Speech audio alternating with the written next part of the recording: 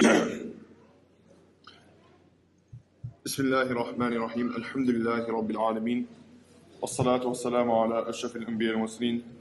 Sayyidina wa habibina Mustafa sallallahu alayhi wa ala alihi wa man tabi'ahum bi ihsan ila yawmiddin. Amma ba'd.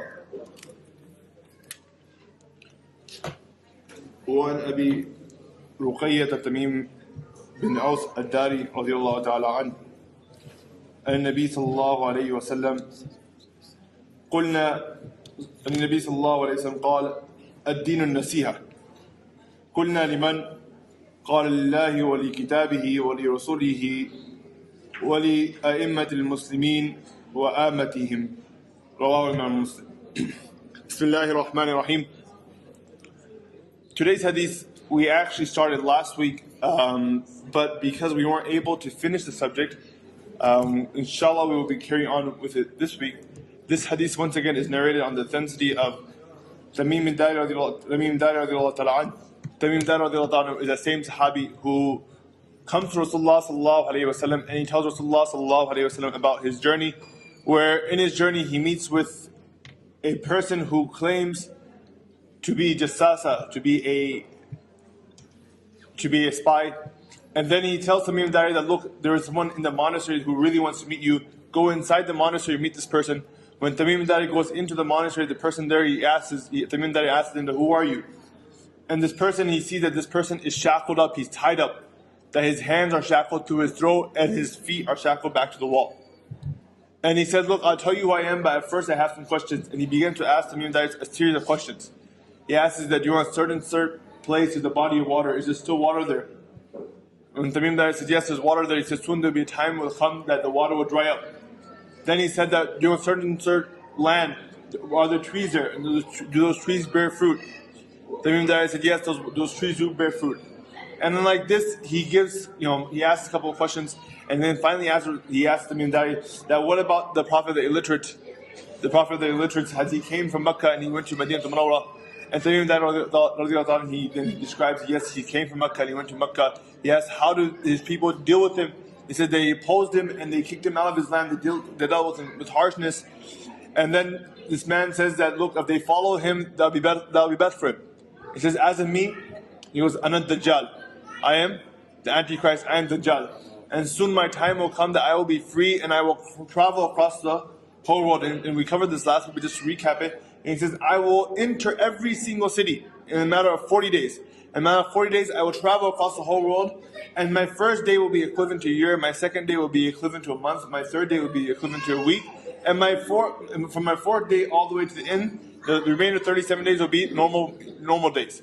And he says, I will enter every single city and I will cause absolute chaos and corruption in the cities. I will turn everything upside down. I will go into the city and go to a person who's a believer and steal his iman away from him without him even knowing.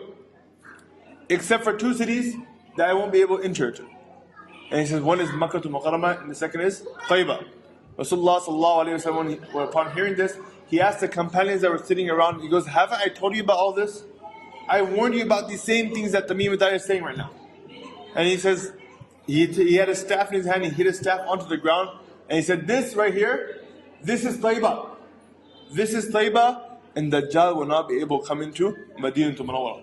So this was Tamim bin Dari radiallahu ta'ala, the narrator of this hadith. We also made mention of Tamim bin Dari radiallahu ta'ala, how he was known for his piety at the time of the Umar radiallahu ta'ala.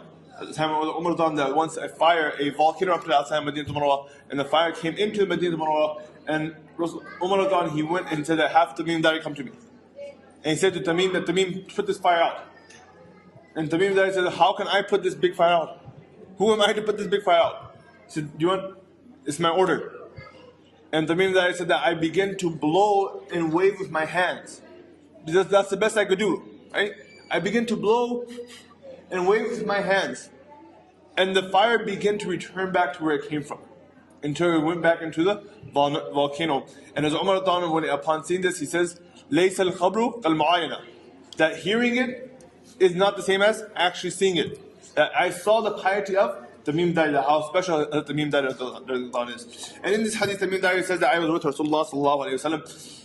And Nabi sallallahu alayhi wa sallam called, الدين النصيحة. that our religion is about sincerity. Nasiha, we translate nasiha as advice, but it also translated as sincerity. When it comes into Quran and Hadith, we translate it as sincerity. And last week we mentioned the verse where Allah subhanahu wa ta'ala in the Quran says, Ya ayyuhalladhina amanu tubu ila Allahi tawbatan nasuha. Tawbatan nasuha, that repent to Allah subhanahu wa ta'ala, not an advice repentance, but a sincere repentance. And we also spoke that when you ask somebody for advice, you expect that person to be sincere in giving you advice. And that is the reason why you are leaving matters to this person's in this person's hands. Why? Because you expect this person to be honest and loyal back to you. And we also spoke about how loyalty to Allah subhanahu wa ta'ala, number one, the companion asked Rasulullah sallallahu alayhi wa sallam, who should we be sincere to? If deen is about, if our religion is about sincerity, who should we be sincere to? Rasulullah sallallahu alayhi wa sallam said, number one, be sincere to Allah subhanahu wa ta'ala. Be sincere to Allah subhanahu wa ta'ala. The only sincerity that you can have with Allah subhanahu wa ta'ala is that you only worship Allah subhanahu wa ta'ala. That you obey Allah subhanahu wa ta'ala. That you stay away from everything that maharim of Allah subhanahu wa ta'ala, anything that Allah subhanahu wa ta'ala has forbidden, you stay away from those things. And then we spoke about how sincerity and loyalty to Allah subhanahu wa ta'ala, this is the only thing that can get you Jannah. That a believer's belief in Allah subhanahu wa ta'ala is his sincerity to Allah subhanahu wa ta'ala. And when a person does not believe in Allah subhanahu wa ta'ala and he associates partners with Allah subhanahu wa ta'ala and he takes other idols and gods or other things as his Lord as well, then this is showing disloyalty to Allah subhanahu wa ta'ala, and this is treason with Allah subhanahu wa ta'ala. And like in this dunya, the biggest crime that can be committed that deserves the capital punishment is treason. Likewise, in the courtyard of Allah subhanahu wa ta'ala, the biggest crime that a person can commit, it is treason with Allah subhanahu wa ta'ala. And Allah subhanahu wa ta'ala in the Quran, He says that I will forgive whatever sin I want except for shirk. That if you come to me with shirk, then there's no forgiveness. However, if a person does commit shirk, then in another hadith, Rasulullah sallallahu alayhi wa sallam says that Islam, it erases everything before it. Even if there's shirk before it, it erases everything before it.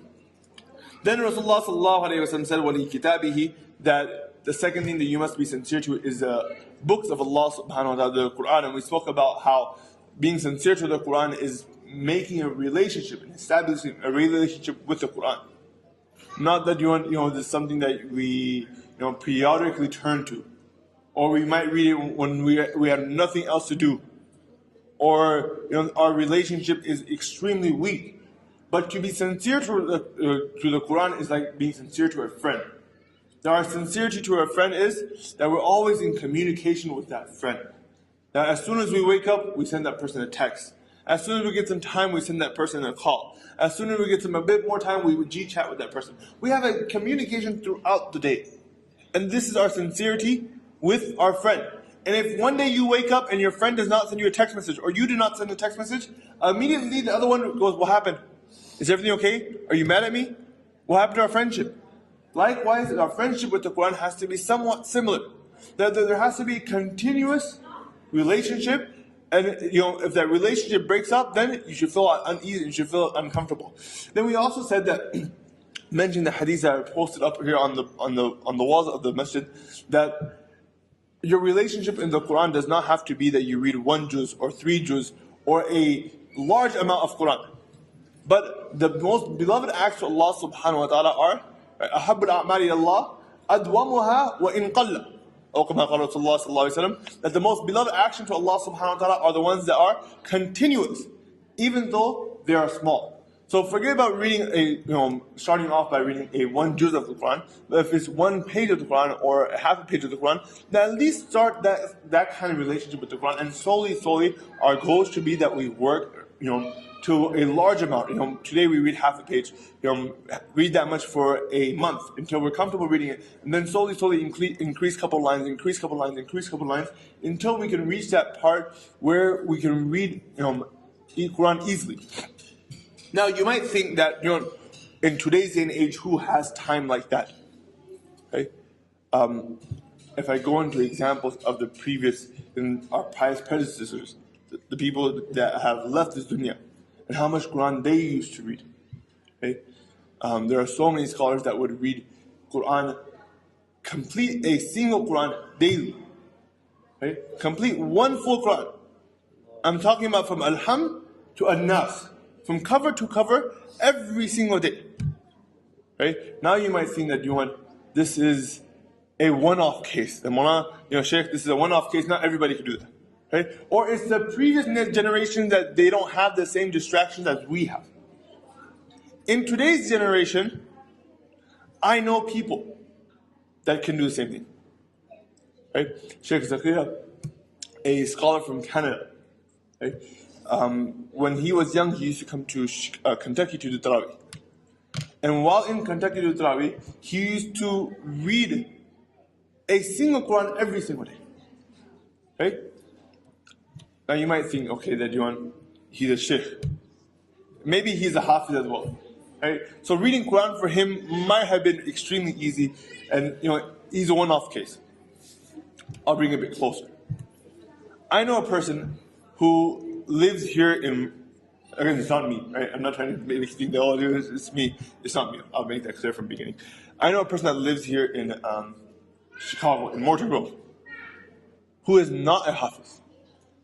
Who is not a Hafiz in Chicago, in Morton Grove, in today's day and age, who every day in one Ramadan, every single day finished one Quran. Every single day finished one Quran. Taking out 6 to 7 hours a day. Who wasn't Hafiz once again? Who wasn't Hafiz and taking 6 to 7 hours and reading the Quran. Again, you have a connection with the Quran.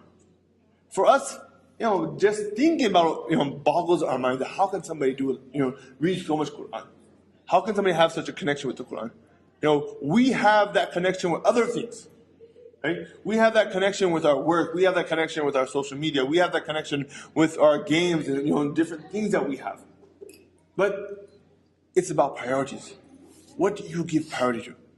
Here Rasulullah sallallahu alayhi wa sallam is saying, "Wali kitabihi," that you must be sincere to the book of Allah subhanahu wa ta'ala. Number one, read it. Then you open the different doors of following it and understanding it and teaching it. And Rasulullah sallallahu alayhi wa sallam says, "Khayrukum man ta'allama al-Quran wa 'allamahu." The best from amongst you is the person who learns Quran and he teaches Quran, who teaches Quran and learns Quran. Right? So that is the best from amongst you. Wali Rasulihi, and this is the part that we talked about last week, that to be sincere to Rasulullah sallallahu alayhi wa sallam.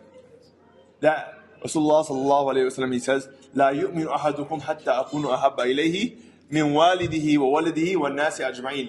That none of you is a true believer until I, Muhammad sallallahu alayhi wa sallam, I become more beloved to him than his father, his children, and the whole world put together.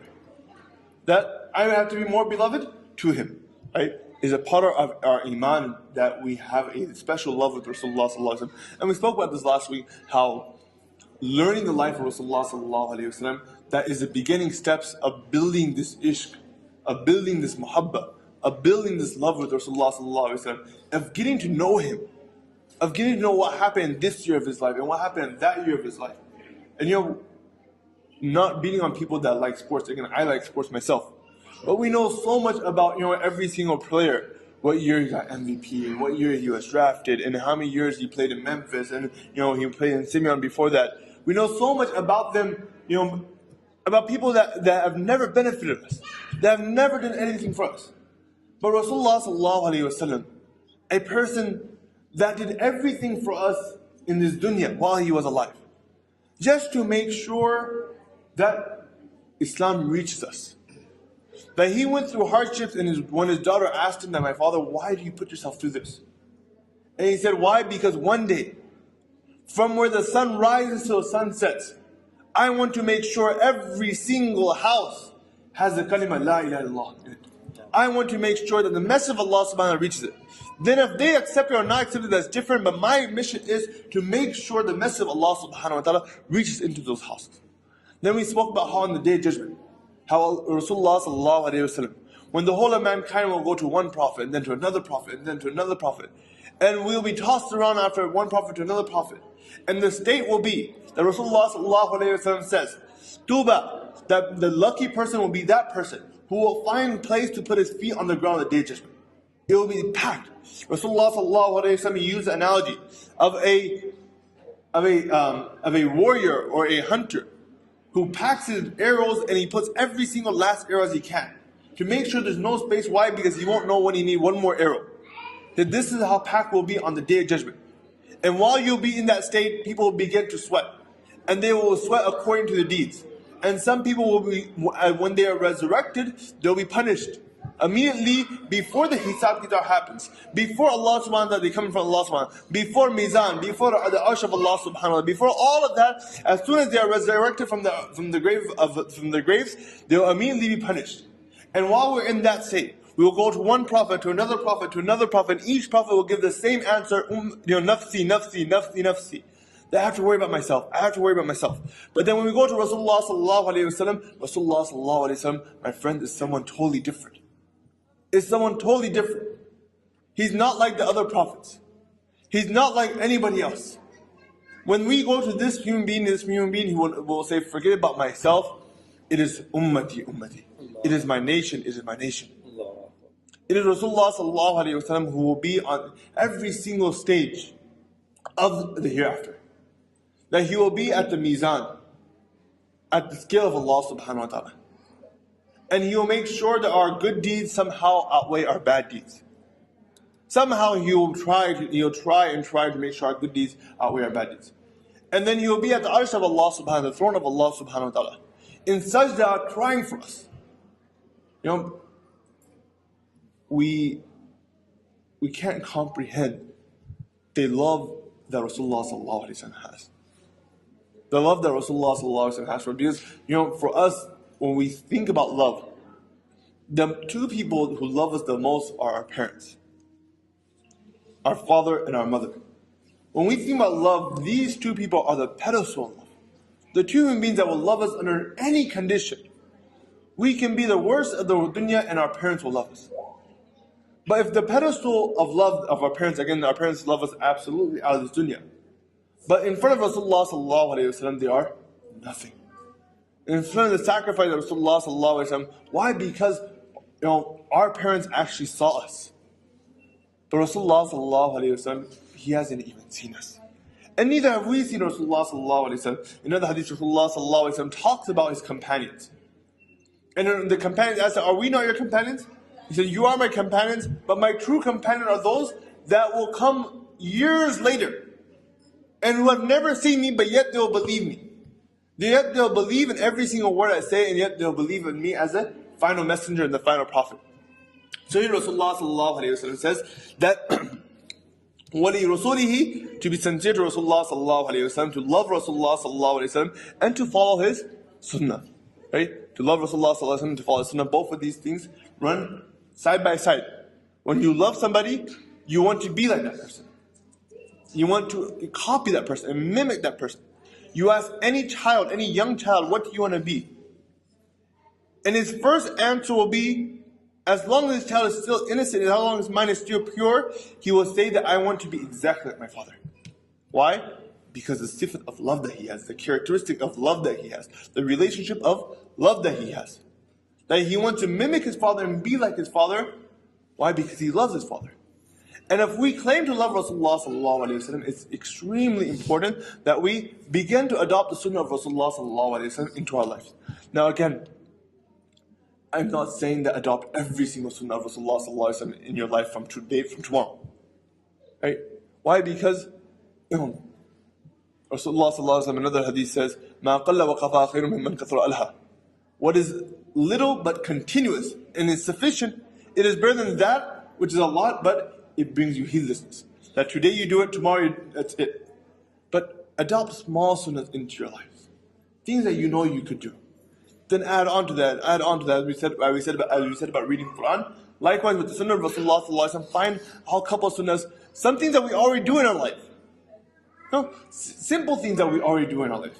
We wear our clothes, then at least put our right hand first. We wear our shoes, put our right shoe in first. We take our shoes off, take our left shoe out first. We enter the house while Rasulullah sallallahu alaihi wasallam. These are daily acts that we do. Just adopt the sunnah into those acts, and this will be a means of those acts being an act of worship for us. Right? Our daily acts that we do, it will be an act of worship for us. And also, upon being loyal to Rasulullah sallallahu alaihi wasallam comes reading durud upon Rasulullah sallallahu alaihi wasallam. Right? And reading durud upon Rasulullah sallallahu alaihi wasallam, such a great act that Allah subhanahu wa ta'ala in the Quran says, Inna Allah wa malaikatu yusalluna ala nabi. And this is a verse that we hear practically every Jummah. But I want you to realize, what is Allah subhanahu wa ta'ala saying here? What is Allah subhanahu wa ta'ala saying here? Imagine if you could do something that Allah subhanahu wa ta'ala does. If you can take a sifat of Allah, an action of Allah, a hobby of Allah, and make that your hobby. That you get to do what Allah subhanahu wa ta'ala does. You ask a child, we all have those things that we hold very dear to us. And you might say, why do you hold this dear to you? Why? Because I used to do it with my father. My father used to do it like this. Right? I remember when I was a child, my father, whenever he would go to the bank, he would take the $20 bills and he would put them all facing upwards and have the face all lined up. Right? This was just a habit of his. And as a child, whenever I see him go into the bank, I just notice this habit. And now that I'm a grown up, whenever I go to the bank, I know it makes no difference, but I do it just like that. Why? Because my father did it like this. For us to do an act that someone that does it, we love that person, there's nothing greater than that. And imagine, here we claim to love Allah subhanahu wa ta'ala. Allah subhanahu wa ta'ala says, look, if you want to do something that I do, if you want to have a hobby like mine, a habit like mine, then this is what I do. Inna Allah wa malaikatu yusalluna ala nabi. That not only me, but my angels as well. The ones that I have command over, the ones that I have created, the ones that one can never sin. I read durood upon Rasulullah sallallahu alayhi wa sallam, and my angels read the durood upon Rasulullah sallallahu alayhi wa sallam. Ya ayyuha alladhina amanu, sallu alayhi wa sallimu taslima. Allahumma salli ala Muhammad. That, O believers, recite durood upon Rasulullah sallallahu alayhi wa sallam. And, reciting durood upon Rasulullah sallallahu alayhi wa sallam is such an act that this won't raise the status of Rasulullah sallallahu alayhi wa sallam. Now, if you think about this, by us reading durood upon Rasulullah sallallahu alayhi wa sallam, could this raise Rasulullah sallallahu alayhi wa sallam's status? No. Why? Because Allah subhanahu wa ta'ala, He reads durood. If something were to raise the status of Rasulullah sallallahu alayhi wa sallam, it would be the durood of Allah subhanahu wa ta'ala. It would be the salatu wa salam of the angels. Who are we? Who are our dirty tongues that we wake up in the morning and we have a song stuck in our mind that we heard last night, and we wake up singing that song, and throughout the day we use the same tongue to lie, and throughout the day we use the same tongue to commit so many sins. By us reading durood, this will do nothing to the greatness of Rasulullah sallallahu alaihi wasallam. But Rasulullah sallallahu alaihi wasallam in one hadith he says, "Man salla alayya wahidatan, sallallahu alayha biha ashara." That whoever reads one durood upon me, you say sallallahu alayhi wasallam once. You say Allahumma salli ala Muhammad once. Sallallahu alayhi biha ashara. That Allah subhanahu wa ta'ala will in return read 10 duroods upon you. You send blessing upon me once, and Allah subhanahu wa ta'ala will send 10 duroods upon you. In another hadith it says that 10 good deeds will be written down for this person. 10 sins will be erased for this person. Your action is not benefiting Rasulullah sallallahu alayhi wa sallam. Who is it benefiting? It's benefiting yourself. Your durood, my durood is not benefiting Rasulullah sallallahu alaihi wasallam, but it's benefiting me. That 10 good deeds are written, 10 bad deeds are erased. In other hadith, Rasulullah sallallahu alaihi wasallam, 10 levels in Jannah are raised. That each time you get a better Jannah, 10 Jannahs higher. You say sallallahu alaihi wasallam once, you go 10 Jannahs higher. And I tell my students in the school that Rasulullah sallallahu alaihi wasallam in one hadith, to imagine this. Imagine a nice neighborhood, the best of neighborhoods. And you have this amazing house, a palace. And the house next door is for sale. Right? A really beautiful house, and the house next door is for sale. This is how Jannah is. Why? Because Rasulullah sallallahu alayhi wa sallam in one hadith says that whoever reads the most durood upon me will be next to me in Jannah. He will be next to me in Jannah. That this is my palace, and the house next to me that is for sale, and that house is for sale, and the whole neighborhood is for sale. If you can't come next to me, then be a couple houses away. Imagine waking up in the morning and going out to get your mail, and your neighbor is Rasulullah sallallahu alaihi wasallam. Again, this is using an analogy of this dunya, but something that we can understand. That Rasulullah sallallahu alaihi wasallam says, whoever reads durood upon me, the most durood upon me, He will be right next to me. That's how close we will be to Rasulullah sallallahu alaihi wasallam in Jannah. And Rasulullah sallallahu alaihi wasallam, another hadith says that when you love something, you begin to remember it more. Right? As much as you love something, you mention it more. For those people that have a knack for sports, no matter what, they will mention sports. Right? For those people that have for the human body, right? The doctors, they'll bring this analogy and bring examples of the human body, somehow in their talks, somehow in their conversations, right? When you love something, you mention it more, and when you love Rasulullah sallallahu alaihi wasallam, it is something that will always be on your tongue, that you will always say sallallahu alaihi wasallam. You mention his name, you talk about him, you'll teach your children about him. It's a total change in a person's life when they fall in love with Rasulullah sallallahu alaihi wasallam. Then Rasulullah sallallahu alaihi wasallam says, وَلِأَئِمَّةِ الْمُسْلِمِينَ, and the scholars of the Muslims.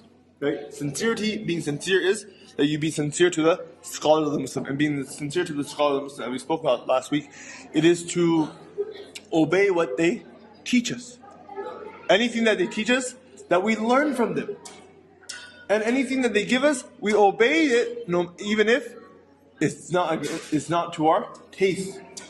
Sometimes they might teach us something, and we might not like it, but we have to accept it.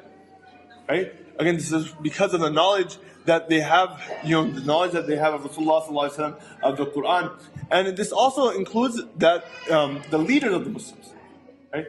If a leader, a leader of a group of people, a leader of the Muslims, if he says to do something, then we must follow. Right? So again, this is being sincere to the leaders. And the last part, and this is where we left off last week, وَآمَّتِهِمْ, and to the common person, being sincere to the common person.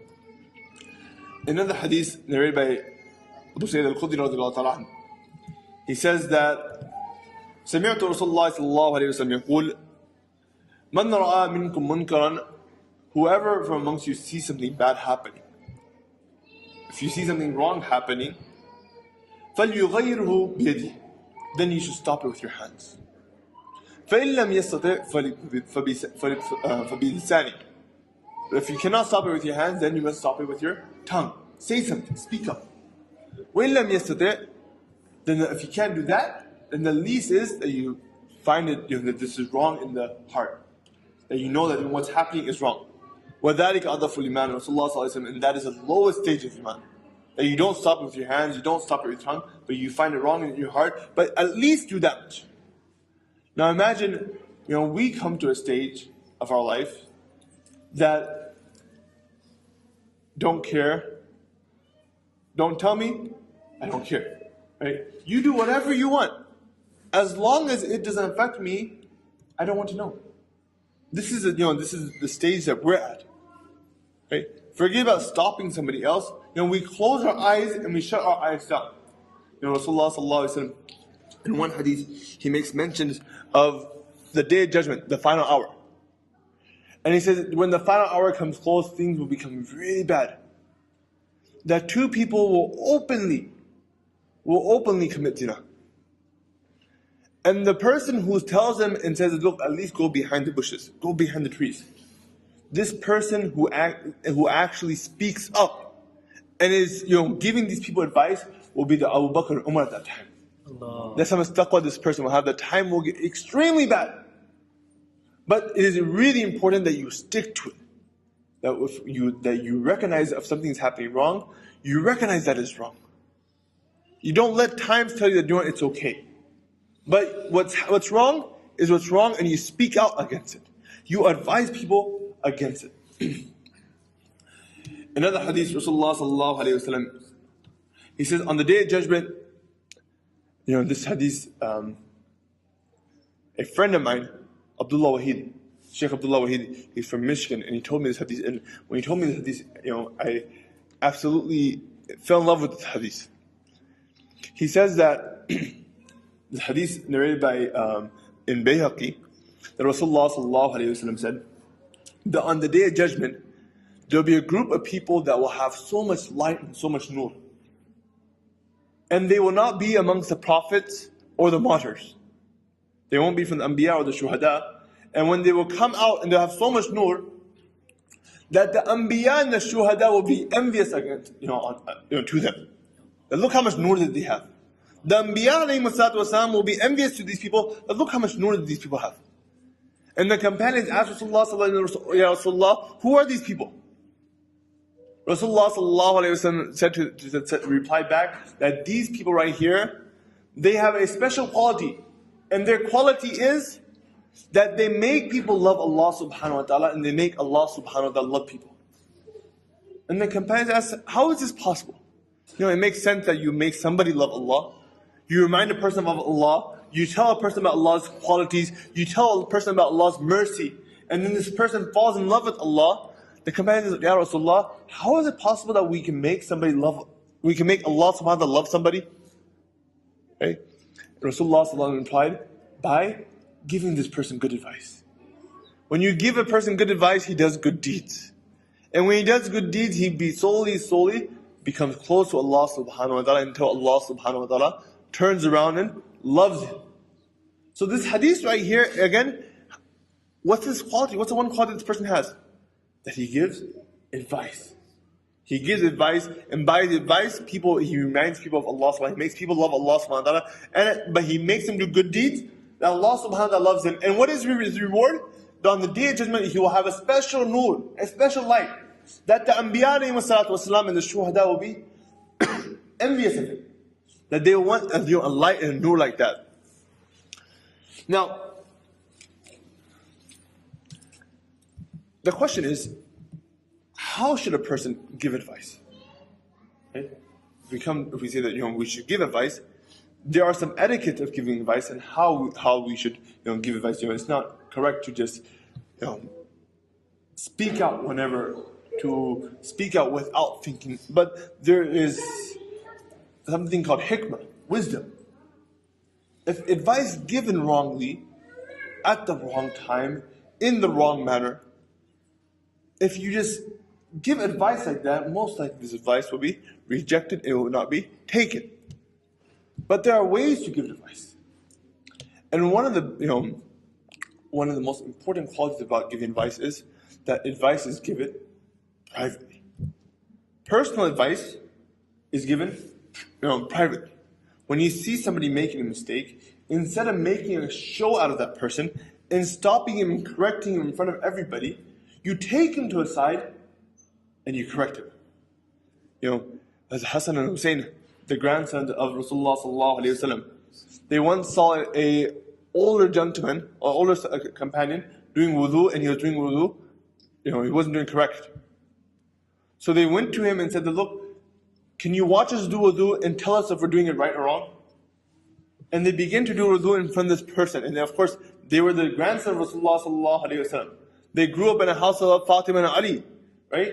And they were doing wudu, and the older companion understood that they're not asking me to correct their wudu, but they're showing me how wudu is done. But the manner that they give this nasiyah, the manner that they give this advice, subhanAllah, it leaves a perfect example for us. For us, we want to give advice in a way that everybody knows. That we know what's right, and the other person doesn't know what's right. As Umar radiallahu anhu, he says, someone asked Umar radiallahu anhu that, what are three things that you like? What are three things that you like? And Umar radiallahu anhu says, Amal bil ma'roof, walau kana. I like to tell people to do good, even if it's alone and quiet. Right? Anybody, we all like to tell people to do good when it's out in the open, right? When other people are watching, and we get the spotlight. And also, the second thing that I like is to stop people from doing bad, even if I have to do it out in the open. Right? So one is to tell people to do good, and second is to stop people from doing bad. And then he says, and to speak the truth, وَلَوْ كَانَ مُرًّا, even if it's bitter. To speak the truth, even if it's bitter. So we're talking about how to give advice. Number one, advice should be given privately and secretly. And number two, when giving advice, you should make sure that you don't hurt the other person's feeling. You don't, mock the person or make a joke at the person. Yeah, what kind of bilkuf are you? You don't know you should do like this? Huh? You should have at least that much aql. Instead of using harsh words, be gentle. If you look in the Quran, Allah subhanahu wa ta'ala, when He speaks to Musa alayhi salatu wasalam, He says, go to Fir'aun and say, قَوْلٌ لَيِّنًا. Speak to him in a polite, in a soft manner. Right? To correct Fir'aun's mistake, in a polite manner, in a soft and gentle manner. And this is actually a lesson to us teachers.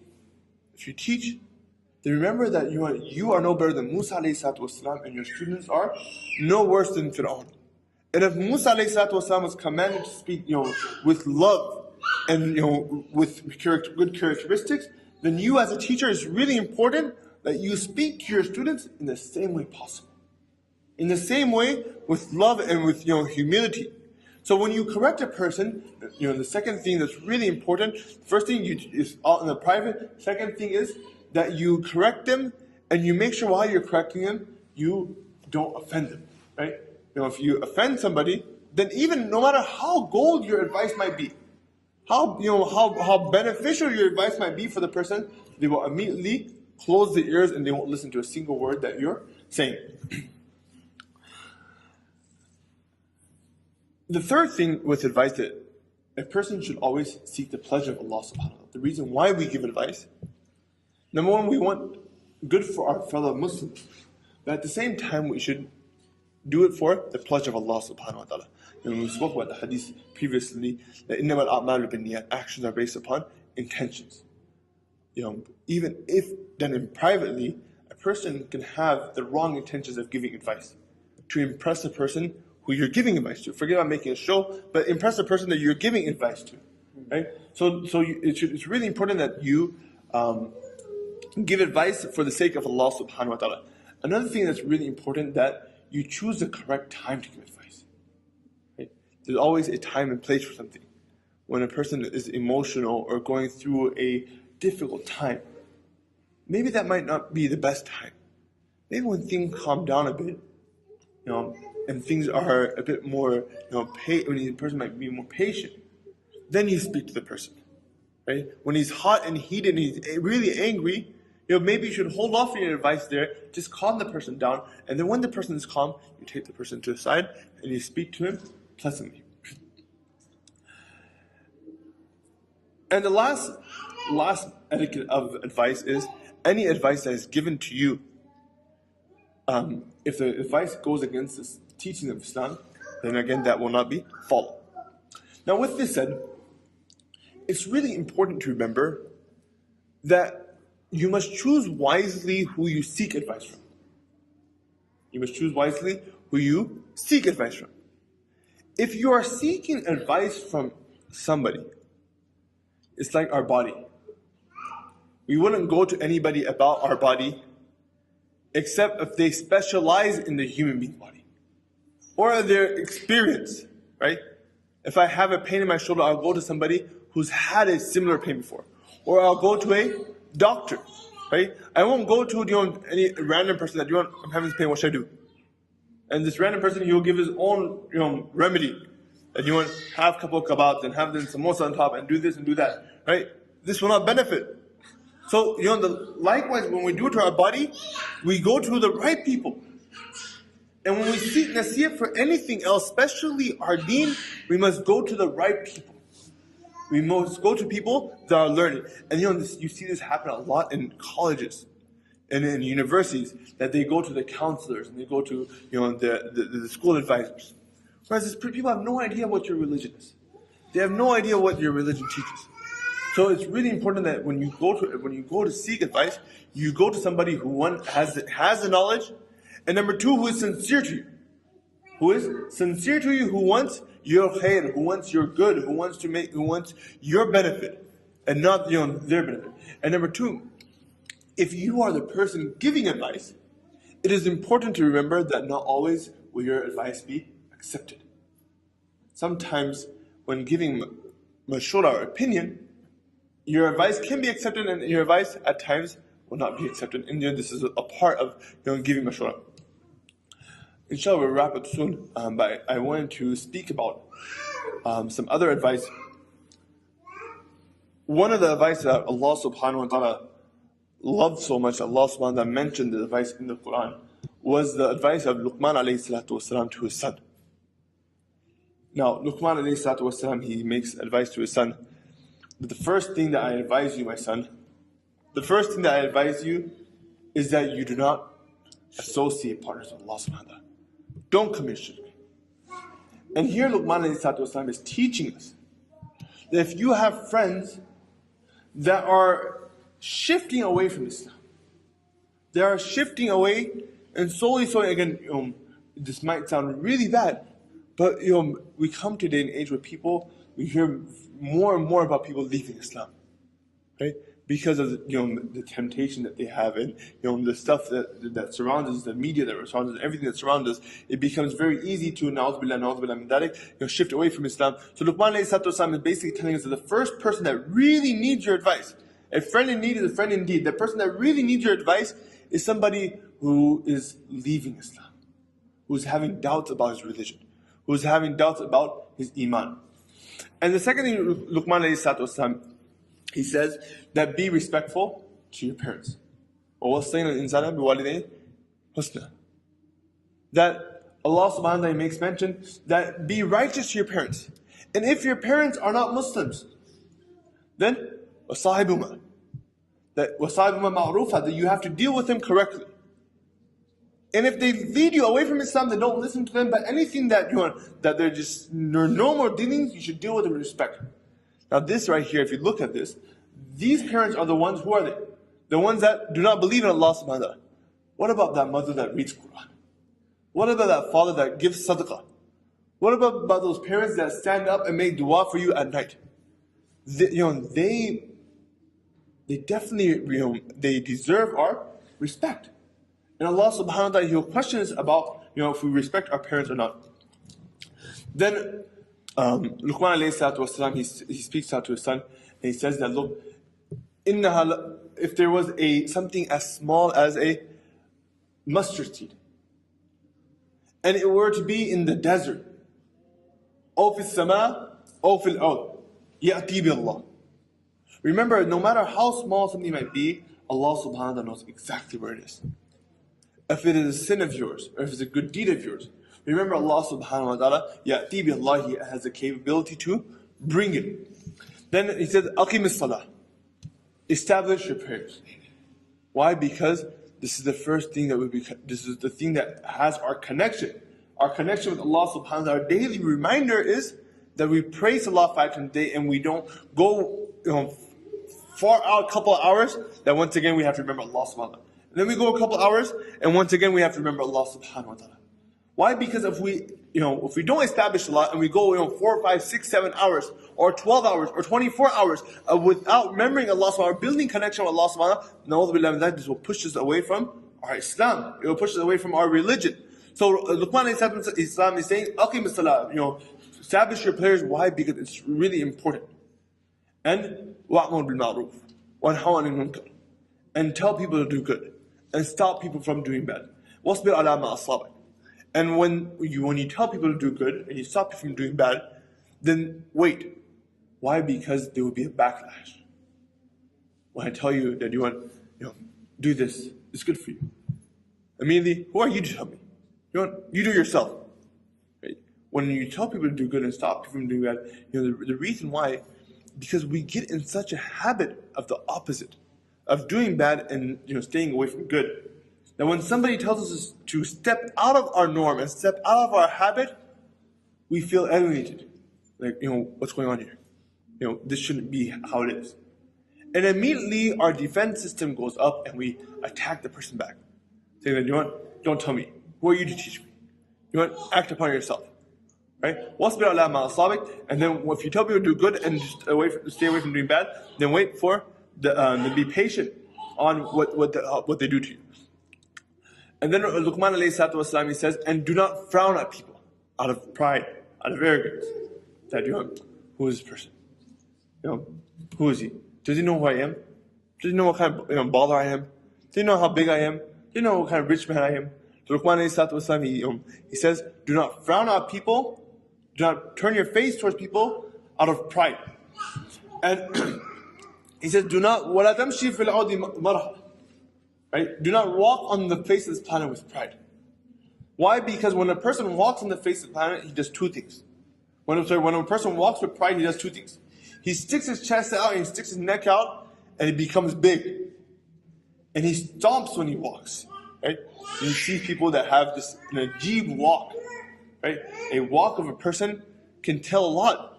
Rasulullah sallallahu alayhi wa sallam, his walk was that the companion would say when we would see Rasulullah sallallahu alayhi wa sallam walking, you could tell this person had a purpose in life. It was like as if he was going to do something. It wasn't just a laid back, relaxed, chill walk. Right? So by a person walk, you can tell a lot about a person. So you see people that walk and they walk with pride, that you want each step of theirs is like you want trying to shake the ground.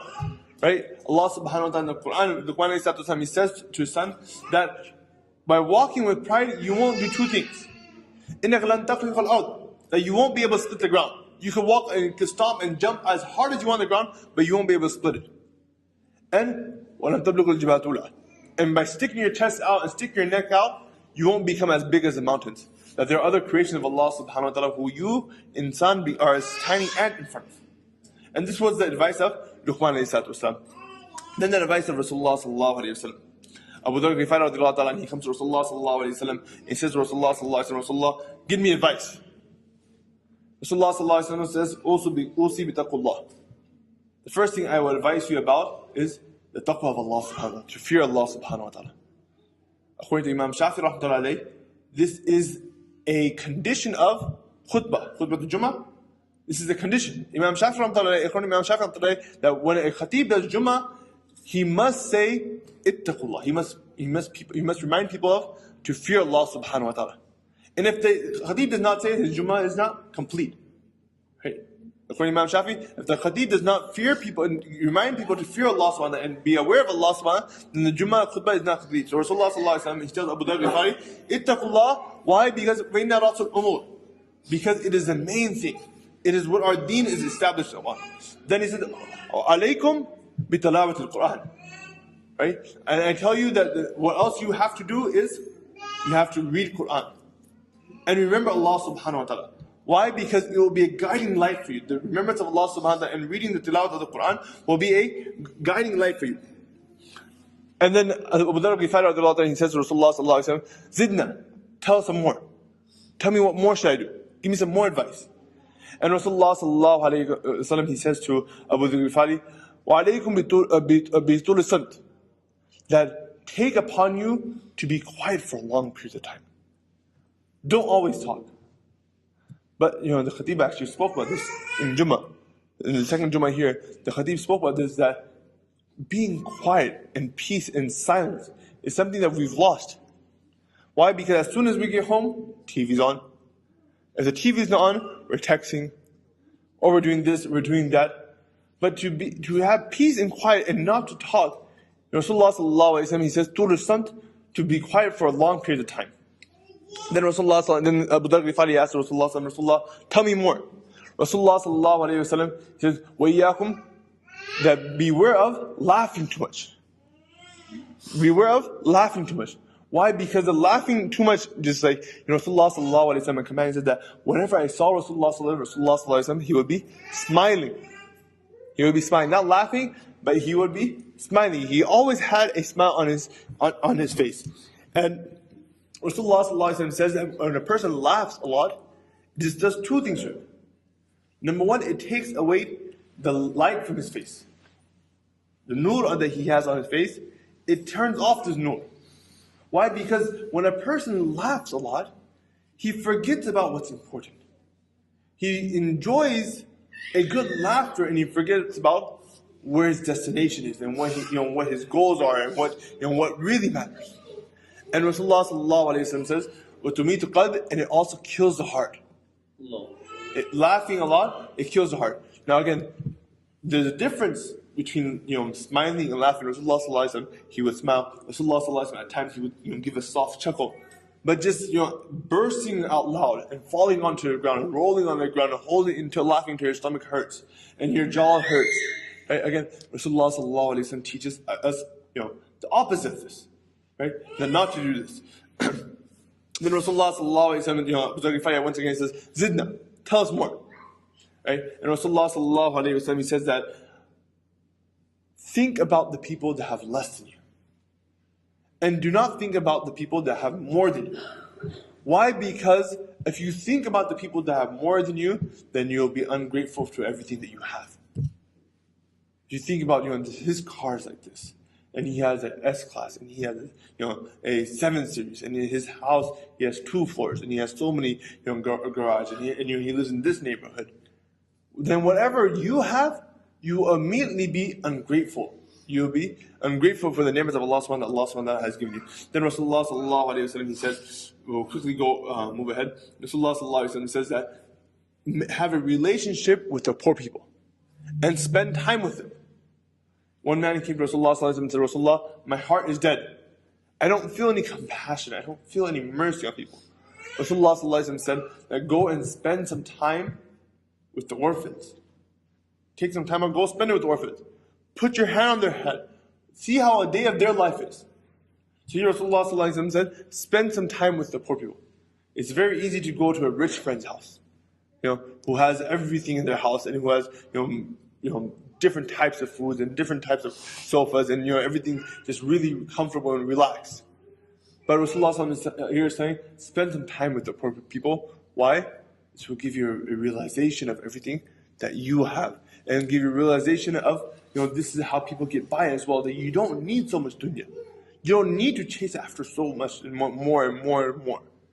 Then Rasulullah sallallahu alayhi wa sallam, again, like previously we spoke about Umar, he says, and speak the truth even though وَلَوْ كَانَ مُرًّا عَلَيْكُمُ الصِّدْقُ وَلَوْ كَانَ مُرًّا, and speak the truth even though it might be bitter. That's the sifat of truth. The truth always it's harsh. Truth is always harsh. Rasulullah sallallahu alaihi wasallam here, just like Umar he says, speak the truth even though it's harsh. And then Rasulullah sallallahu alaihi wasallam says that, and excuse others for the mistakes that they have. Why? Because you have similar mistakes in yourself. And we spoke about this before. One person might sin one way, and I might sin a different way. And just because that person sins in that way and I sin in this way, doesn't mean that he is a bigger sinner than I am. I am less of a sinner because I sin like this, and he is a bigger sinner because he sins like that. Rasulullah sallallahu alaihi wasallam says, "Kullu bani Adam khata'un." Every single son of Adam makes a mistake. You make a mistake, and you make a mistake, but I make mistakes as well. And Rasulullah sallallahu alaihi wasallam here is saying that be forgiving to other people's mistakes. Why? Because you yourself, you have similar mistakes inside yourself. Then Rasulullah sallallahu alaihi wasallam, he says, there is no intellect that is better than planning to realize the consequences, right? To realize if I do this, this will be the consequence. If I do this, Allah subhanahu wa ta'ala will be upset with me. And if I do this, this is the time that I have to pay in Jannah. And if I do this, this will take, barakat away from my risk. Right? There's acts that you feel the consequence of the acts in this dunya. Not only the hereafter, but you see the consequence in the dunya. And then Rasulullah sallallahu alaihi wasallam says there is no piety like abstinence from what Allah subhanahu wa ta'ala has forbid you from. That the best piety is to stay away from what Allah subhanahu wa ta'ala has forbid us. Right? Now, if a person, he spends his whole day in salah, fasting and in salah, and the whole night in the ibadah of Allah subhanahu wa ta'ala, but he can't stop himself from sinning. Right? Better than this person is a person who does his fara'is and holds back on sinning. Right? There is no piety. Rasulullah sallallahu alaihi wasallam says there is no piety like abstaining from what Allah subhanahu wa ta'ala has prohibited. And Rasulullah sallallahu alaihi wasallam said there is no good thing like good characteristics. A person, if he has good characteristics, if a person has everything in this dunya, he's rich, he has everything, but he doesn't have good characteristics, then nobody will like this person. This person will be a loner. But on the other hand, a person that has nothing, but he has good characteristics, this person can change the world. As Ali radiallahu anhu, when he was on his deathbed, some advice of Ali radiallahu anhu, and we'll wrap up with this. Hazrat Ali radiallahu anhu, he was on his deathbed. Hassan radiallahu anhu came into the room and he began to cry. He comes into the room, he sees Hazrat Ali radiallahu anhu, he's been stabbed, he's on his deathbed, he's about to die. And as Hassan radiallahu anhu comes and he was crying, and as Ali radiallahu anhu asks Hassan, why are you crying? And as Hassan radiallahu anhu replies back to his father on his deathbed, he says that how can I cry when you are on the first days of the akhirah and the last days of this dunya? You're in that transition period. And soon you'll leave the days of this dunya and you'll go into the days of the akhirah. And as Ali radiallahu anhu tells his son that, let me tell you 4 things. I'll give you some advice. While I'm going through this transition period, let me give you some advice. 4. If you hold on to these 8 things, then nothing can harm you. So if you hold on to these 8 things, again, this is the advice of Hazrat Ali radiallahu anhu to his son on his deathbed. He goes, if you hold on to these 8 things, then nothing can harm you. He says, the most richest thing that a person can have is intellect. The most richest thing that a person can have is intellect, it's aql, is being able to think and to process stuff. And he says the biggest faqr, the greatest poverty that a person can have is that a person is a fool. Right? Rasulullah sallallahu alaihi wasallam in another hadith, he says that an intellectual and a smart person is a person who controls himself in the dunya and he does things for the hereafter.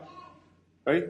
And a foolish person is a person who does whatever his nafs tells him and he has high hopes of Allah subhanahu wa ta'ala. Right? So Ali says, number 1, the best thing that a person can have, the biggest riches of the dunya is that a person has intellect. And the biggest poverty is that a person be a fool. And the biggest loser is a person who has ujub. Ujub is a step higher than pride. Right? That person he's happy about himself. Pride is to show yourself good in front of other people, but ujub is that you yourself, you are amazed by yourself. Right? You see people like this that who always they're talking, they're absolutely in love with themselves. And this is ujub. And Rasulullah sallallahu alaihi wasallam, Ali radiallahu anhu is saying that this person right here, he is the biggest loner. Right? He is the absolute biggest loner. Why? Because it's only him and himself. There's nobody else around him. And if there are other people that associate with him, they only use this person, that's it. And then he says that the best وَأَكْرَمُ الْقَرَمِ, that the best respect, the best honor that a person can have, it is good characteristics. That a person can have good characteristics is the best honor that he can have. And Hazrat Hassan, after Azali said these 4, he paused, and Hassan he said to his father, Azali, tell me the other 4. Right? Worried that na'udhu billah, if a father passed away, then these 4 gems, I need the other 4. Right? Tell me more. And Hazrat Ali says, وَإِيَّاكَ, that protect yourself from friendship of a person who is ahmaq, who is not smart. Right? Stay away from a person, these next 4, as Ali he says, he tells us Hassan that what kind of friends not to have. Number 1, he says, وَإِيَّاكُمْ بِمُصَادِقَةِ الْأَحْمَقِ, that stay away from the friendship of a foolish person. Why? Because فَإِنَّهَا يُرِيدُ, because he will want to benefit you, but in return, by accident, he will somehow harm you. Right? He will have, again, he might even be a sincere friend, and he might want to benefit you, but he will harm you in return. And then he said the second person that to watch out not to be your friend, why? Is a kadhab, a person who constantly lies. And as he carries on and says, فَإِنَّهَا يُقَرِّبُ, why? Because he will bring things that are far away, he will show them that it's close. And things that are close, he will show, don't worry, it's far. Like, don't worry, you invested me and watch the returns. Right? The returns, even though they're far, he will show them as close. And the dangers and the harms that are close, he said, don't worry, we'll take care of that when there. We'll cross that bridge when it happens. He will show what's close as far. And the third friend, as Ali says to Azaz, that وَإِيَّاكُمْ بِبِصَادِقِ الْبَخِيلِ, that watch out, don't make a bakhil your friend, don't make a stingy person your friend. Why? Because he will stop you from something that you might need the most.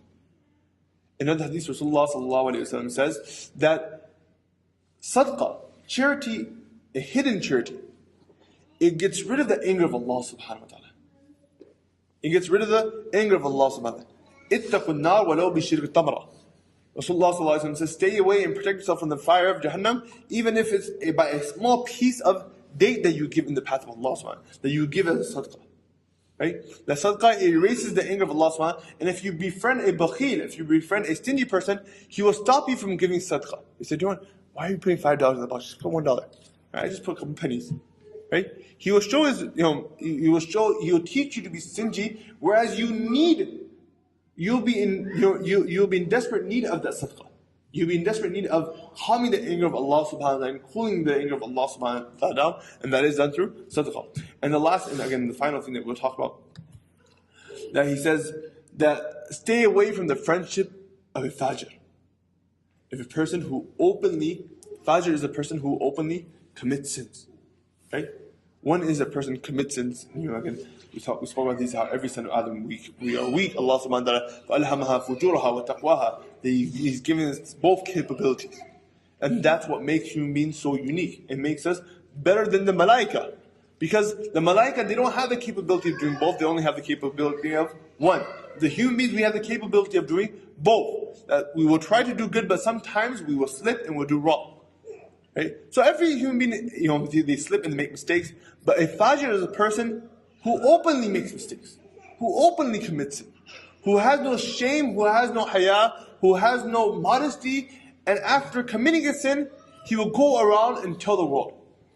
In one hadith, Rasulullah sallallahu alaihi wasallam says that Allah subhanahu wa ta'ala will forgive any sin except of a person who wants to show off his sin. Right? Who wants to tell others about his sin. Last night, guess what I did? Or, a virus in today's day and age is sharing their sin on social media, posting a picture, or posting a check-in that at so-and-so club, or with so-and-so person, or taking a picture with the person and then posting it online. Right?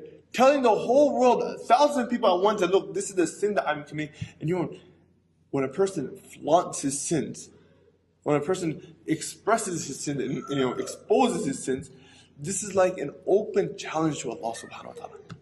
Na'udhu also protect us. But this is like an open challenge to Allah subhanahu wa ta'ala. He's telling Allah subhanahu wa ta'ala, look, I am doing this and I will do openly. Do whatever you can.